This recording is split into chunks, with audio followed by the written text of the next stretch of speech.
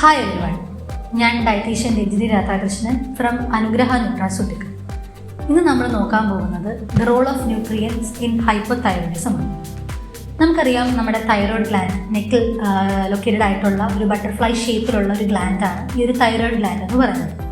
അത് സെക്രീറ്റ് ചെയ്യുന്ന രണ്ട് ഇമ്പോർട്ടൻറ്റ് ഹോർമോൺസ് ആണ് T3 ആൻഡ് T4 ഹോർമോൺസ്, ട്രൈ ഐഡോതൈറോയിനും തൈറോക്സിൻ ഹോർമോണും. ഈ ഹോർമോൺ നമ്മുടെ ബോഡിയിലെ സ്പീഡ് ഡയറക്ടേഴ്സ് ആയിട്ടാണ് കൺസിഡർ ചെയ്യുന്നത്. അതായത് നമ്മുടെ ബോഡിയിൽ നടക്കുന്ന ഡിഫറെൻറ്റ് ഫങ്ഷൻസിൻ്റെ സ്പീഡിനെ റെഗുലേറ്റ് ചെയ്യാൻ ഹെൽപ്പ് ചെയ്യുന്ന രണ്ട് ഇമ്പോർട്ടൻറ്റ് ഹോർമോൺസ് ആണ് T3 ആൻഡ് T4. ഇപ്പോൾ നമ്മുടെ BMR ആയാലും, നമ്മുടെ ടെമ്പറേച്ചർ ഹോമിയോസ്റ്റാസിസ് ആയാലും, നമ്മുടെ ഡൈജഷൻ പ്രോസസ്സ്, ഇതെല്ലാം ആ ഒരു സ്പീഡ് റെഗുലേറ്റ് ചെയ്യാൻ ഹെൽപ്പ് ചെയ്യും ഈ രണ്ട് ഹോർമോൺസ്. സോ ഈ ഒരു ഹോർമോൺസ് ഇല്ലെങ്കിൽ ഈ പറയുന്ന സിസ്റ്റം എല്ലാം എന്ത് ചെയ്യും? സ്ലോ ഡൗൺ ചെയ്യേണ്ടി വരും. അതായത് BMR സ്ലോ ഡൗൺ ആവും, നമ്മുടെ ഡൈജഷൻ പ്രോസസ്സ് സ്ലോ ഡൗൺ ആവും, അങ്ങനത്തെ പ്രശ്നങ്ങളൊക്കെ ഉണ്ടാകും. അപ്പോൾ ആ ഒരു കണ്ടീഷനെയാണ് നമ്മൾ ഹൈപ്പോതൈറോയിഡിസം എന്ന് പറയുന്നത്. നമ്മുടെ ബോഡിയിൽ സഫീഷ്യൻ എമൗണ്ടിൽ T3 and T4 hormone secrete ചെയ്യാത്ത ആ ഒരു അവസ്ഥയാണ് ഹൈപ്പോതൈറോയിഡിസം എന്ന് പറയുന്നത്. അപ്പോൾ ഈ ഒരു കണ്ടീഷൻ മെയിൻലി ഉണ്ടാകുന്നതിൻ്റെ റീസൺ എന്ന് പറയുന്നത് അയൺ ഡെഫിഷ്യൻസിയാണ്. അപ്പോൾ ഈ ഒരു ഹൈപ്പോതൈറോയിഡിസം ഉള്ള ആൾക്കാർ ആദ്യമേ തന്നെ ചെയ്യേണ്ട ഒരു ഇമ്പോർട്ടൻറ്റ് കാര്യം അവരുടെ അയഡിൻ ലെവൽ കറക്റ്റ് ചെയ്യാറുണ്ട്. അപ്പോൾ ഈ ഒരു ഡിസീസിന് നമ്മൾ ഇമ്പോർട്ടൻ്റ് ആയിട്ട് കുറച്ച് ന്യൂട്രിയൻസ് പറയുന്നുണ്ട്. അതിൽ ഒന്നാമത്തെയാണ് അയഡിൻ, അത് കഴിഞ്ഞ് selenium, iron, vitamin D and zinc. So അത് നമുക്ക് അയഡിൻ്റെ റോൾ നോക്കാം. അയഡിൻ ആക്ച്വലി ഈ ഒരു ഹോർമോൺസിൻ്റെ റോ മെറ്റീരിയലാണ്. അതായത് ഈ ഒരു ഹോർമോൺസ് പ്രിപ്പയർ ചെയ്യണമെങ്കിൽ നമുക്ക് അയഡിൻ വേണം. ആ ഒരു ഹോർമോൺസിൻ്റെ സ്ട്രക്ചർ നോക്കിക്കഴിഞ്ഞാൽ അതിൽ അയഡിൻ വളരെ ഇമ്പോർട്ടൻ്റ് ആയിട്ടുള്ളൊരു പാർട്ടാണ്. അപ്പോൾ ഈ ഒരു അയഡിൻ റിച്ച് ആയിട്ടുള്ള ഫുഡ് ഐറ്റം മാക്സിമം ഡയറ്റിൽ ഇൻക്ലൂഡ് ചെയ്യുക. അയഡിൻ ഫോർട്ടിഫൈഡ് ആയിട്ടുള്ള സോൾട്ട്, അയഡിൻ ഫോർട്ടിഫൈഡ് ആയിട്ടുള്ള ബാക്കി ഫുഡ് ഐറ്റംസ്, അതൊക്കെ ഇൻക്ലൂഡ് ചെയ്യാൻ ശ്രമിക്കാം. അയഡിൻ റിച്ച് ആയിട്ടുള്ള food item like egg, diary food item, sea food, ഇതൊക്കെ ഇൻക്ലൂഡ് ചെയ്യുക. ഇൻ കേസ് അത് പറ്റിയില്ലെങ്കിൽ നമുക്ക് സപ്ലിമെൻറ്റേഷൻ ഓപ്റ്റ് ചെയ്യാവുന്നതാണ്. അപ്പോൾ സപ്ലിമെൻറ്റേഷൻ്റെ ഡോസ് പറയുമ്പോഴേക്കും 150 UG പെർ ഡേ ആണ്. അഡൽട്സിന് പറയുന്നത് പ്രഗ്നൻറ്റ് ലാക്ടേറ്റിംഗ് സമയത്ത് ഈ ഒരു ഇൻടേക്ക് കൂടും, കാരണം ഡിമാൻഡ് കൂടുന്നതിനനുസരിച്ച്. അതുപോലെ തന്നെ പ്രഗ്നൻ്റ് ആയിട്ടുള്ള വുമൻ എപ്പോഴും അവരുടെ അയഡിൻ ലെവൽ മെയിൻറ്റെയിൻ ചെയ്യണം, കാരണം അവരുടെ ഫീറ്റസിൻ്റെ ബ്രെയിൻ ഡെവലപ്മെൻറ്റിനും ഗ്രോത്തിനും വളരെ ഇമ്പോർട്ടൻ്റ് ആണ് അയഡിൻ. അപ്പോൾ ആ ഒരു സ്റ്റോർ അവർ റിസർവ് ചെയ്ത് വെക്കണം ഈ ഒരു ഫീറ്റൽ ഗ്രോത്തിന് വേണ്ടിയിട്ട്. പിന്നെ സപ്ലിമെൻറ്റേഷൻ്റെ ടൈമിംഗ് വളരെ ഇമ്പോർട്ടൻ്റ് ആയിട്ടുള്ളൊരു കാര്യമാണ്. നമ്മൾ യൂഷ്വലി എംപ്റ്റി സ്റ്റൊമക്കിലാണ് ഈ ഒരു അയഡിൻ സപ്ലിമെൻറ്റേഷൻ എടുക്കുന്നത്. അപ്പോൾ ബ്രേക്ക്ഫാസ്റ്റിന് ഒരു 2 to 3 hours ബിഫോർ ആയിട്ട് സപ്ലിമെൻറ്റേഷൻ എടുക്കാൻ നോക്കുക. പിന്നെ ഡിന്നർ കഴിഞ്ഞൊരു 3 to 4 hours ഗ്യാപ്പ് ഇട്ടിട്ട് സപ്ലിമെൻറ്റേഷൻ എടുക്കാൻ നോക്കുക. പിന്നെ അയൺ, കാൽഷ്യം ഇതുപോലുള്ള സപ്ലിമെൻറ്റേഷൻ എടുക്കുന്നുണ്ടെങ്കിൽ അതിലും ഗ്യാപ്പ് ഇടാം. 3 to 4 hours ഗ്യാപ്പ് ഇട്ട് വേണം ഈച്ച് സപ്ലിമെൻറ്റേഷൻ എടുക്കാനായിട്ട്. നെക്സ്റ്റ് ഇമ്പോർട്ടൻ്റ് ആയിട്ടുള്ള ന്യൂട്രിയൻ്റ് ആണ് സെലിനിയം. അപ്പോൾ സെലിനിയം നമ്മൾ നേരത്തെ പറഞ്ഞ പോലെ തന്നെ ഈ ഒരു ഹോർമോൺസ് സെക്രീറ്റ് ചെയ്യാൻ ഹെൽപ്പ് ചെയ്യുന്ന എൻസൈംസ് ഉണ്ട്. അപ്പോൾ ആ ഒരു എൻസൈമിനെ ഹെൽപ്പ് ചെയ്യുന്നതാണ് ഈ ഒരു സെലിനിയം ചെയ്യുന്ന റോൾ. അതായത് ഈ ഒരു തൈറോയ്ഡ് ഹോർമോൺസ് പ്രൊഡ്യൂസ് ചെയ്യുന്ന സമയത്ത് ഫ്രീ റാഡിക്കൽസ് ഒക്കെ എക്സസ് ആയിട്ട് ജനറേറ്റ് ചെയ്യും. അപ്പോൾ അതിനെ ഒന്ന് ന്യൂട്രലൈസ് ചെയ്യാൻ വേണ്ടിയിട്ട് അസിസ്റ്റ് ചെയ്യാൻ ഈ ഒരു സെലിനിയത്തിന് പറ്റും.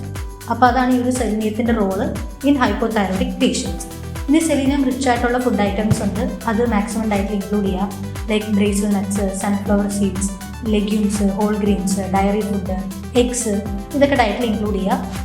ഇല്ലെങ്കിൽ സപ്ലിമെൻറ്റേഷൻ എടുക്കാം. സപ്ലിമെൻറ്റേഷൻ ഡോസേജ് 80 to 400 UG ആണ് പറയുന്നത്. ആ ഒരു ഡോസേജ് വളരെ ഇമ്പോർട്ടൻ്റ് ആണ്, അതിന് ഓവറായിട്ട് പോകരുത്. പിന്നെ ഒരു ഇമ്പോർട്ടൻറ്റ് കാര്യം, അയഡിൻ ഡെഫിഷ്യൻസി നമ്മൾ കറക്റ്റ് ചെയ്തിട്ട് മാത്രമേ സെലിനിയം ഡെഫിഷ്യൻസി കറക്റ്റ് ചെയ്യാൻ പാടുള്ളൂ. ഇല്ലെങ്കിൽ ആ ഒരു എഫക്റ്റ് നള്ളായി പോകുന്നില്ലെങ്കിൽ കോൺട്രഡിക്റ്റിംഗ് ആയിരിക്കും. അടുത്ത ഇമ്പോർട്ടൻ്റ് ആണ് അയൺ. കാരണം അയണിൻ്റെ ഇമ്പോർട്ടൻസ് എങ്ങനെയാണെന്ന് വെച്ചാൽ, ഈ ഒരു ഹൈപ്പോതൈറോയിഡിസം ഉള്ള ആൾക്കാരിൽ തന്നെ അയൺ ഡെഫിഷ്യൻസിയും കാണുന്നുണ്ട്. അതായത് ഈ ഒരു thyroid hormone RBC production, erythropoiesis, ഇതിനൊക്കെ വേണ്ടിയിട്ട് ഹെൽപ്പ് ചെയ്യുന്ന ഹോർമോൺസാണ്. അപ്പോൾ അവരവിടെ ലാക്ക് ചെയ്യുമ്പോഴേക്കും RBC പ്രൊഡക്ഷൻ നടക്കത്തില്ല, അതുവഴി അനീമിയ ഉണ്ടാകും. പിന്നെ ഈ ഒരു അയൺ ഡയറക്റ്റ്ലി ഈ ഒരു തൈറോയ്ഡ് ഹോർമോൺസിൻ്റെ റിഡക്ഷനിലോട്ട് ലീഡ് ചെയ്യുന്നുണ്ട്, ആ ഒരു എൻസൈമിനെ ഹെൽപ്പ് ചെയ്യാതെ വരും. അപ്പോൾ അയൺ ഇവിടെ ഡയറക്റ്റ്ലി ഹെൽപ്ഫുൾ ആണ് ഈ ഒരു തൈറോയിഡിക് പേഷ്യൻറ്റിന് വേണ്ടിയിട്ട്. അപ്പോൾ അയൺ റിച്ച് ആയിട്ടുള്ള ഫുഡ് ഐറ്റം മാക്സിമം ഇൻക്ലൂഡ് ചെയ്യാൻ നോക്കുക.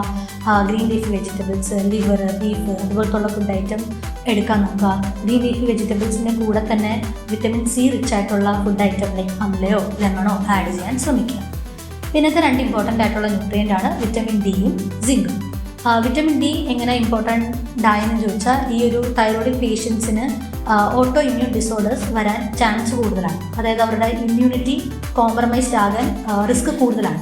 അപ്പോൾ ആ ഒരു റിസ്കിനെ നമുക്ക് പ്രിവെൻറ്റ് ചെയ്യാൻ വേണ്ടിയിട്ട് വിറ്റമിൻ ഡി റിച്ച് ആയിട്ടുള്ള ഫുഡ് ഐറ്റം കൊടുക്കുന്നത് നല്ലതായിരിക്കും. സപ്ലിമെൻറ്റേഷൻ ഡോസേജ് പറയുന്നത് 1500 to 2000 ഇൻ്റർനാഷണൽ യൂണിറ്റ് ആണ്. ഗ്രേറ്റർ ദാൻ 12 വീക്സ് നമ്മൾ എടുത്താലേ ആ ഒരു മാക്സിമം റിസൾട്ട് നമുക്ക് കിട്ടത്തുള്ളൂ. പിന്നത്തെ ന്യൂട്രിയൻ്റ് ആണ് സിങ്ക്. സിങ്ക് ആക്ച്വലി ഈ ഒരു ഈ ഹൈപ്പോതൈറോയിഡിസം ഉള്ള ആൾക്കാരുടെ ബ്ലഡ് ചില കേസസിൽ ഈ ഒരു ബ്ലഡ് ചെക്ക് ചെയ്യുമ്പോഴേക്കും അവരുടെ ഹോർമോൺ ലെവൽ നോർമലായിരിക്കും. അതായത് ഈ T3 ആയാലും T4 ലെവൽ നോർമലായിരിക്കും. ബട്ട് സ്റ്റിൽ അവരെന്താണ് ഹൈപ്പോതൈറോയിഡിക് ആയിരിക്കും. അതിൻ്റെ മെയിൻ റീസൺ എന്ന് പറയുന്നത് ഈ ഒരു ഹോർമോൺസിന് അവരുടെ ആ ഒരു സെൽ റിസപ്റ്റേഴ്സുമായിട്ട് കണക്ട് ചെയ്യാൻ പറ്റത്തില്ല. അപ്പോൾ ആ ഒരു കണക്ഷന് എന്ത് വേണം? സിങ്ക് വേണം. അപ്പോൾ ഇവിടെ സിങ്ക് ഡെഫിഷ്യൻ്റ് ആണെങ്കിൽ ആ ഒരു കണക്ഷൻ അവിടെ ഉണ്ടാകത്തില്ല. ആ വഴി ഹൈപ്പോതൈറോയിഡിസം ലീഡ് ചെയ്യും. അപ്പോൾ ആ ഒരു കോംപ്ലിക്കേഷൻ പ്രിവെൻറ്റ് ചെയ്യാൻ വേണ്ടി നമ്മൾ സിങ്ക് ലെവലും കറക്റ്റ് ചെയ്യണം. സിങ്കിൻ്റെ one of the richest source ആണ് ഓയിസ്റ്റേഴ്സ്. അത് കോമൺലി അവൈലബിൾ അല്ല. അതുകൊണ്ട് നമ്മൾ ഈ എഗ്ഗ്, ലെഗ്യൂംസ്, സീ ഫുഡ് അതുപോലത്തുള്ള ഫുഡ് ഐറ്റമൊക്കെ മാക്സിമം ഇൻക്ലൂഡ് ചെയ്യാം. നട്ട്സ്, സീഡ്സ് ഇതൊക്കെ മാക്സിമം ഇൻക്ലൂഡ് ചെയ്യാം.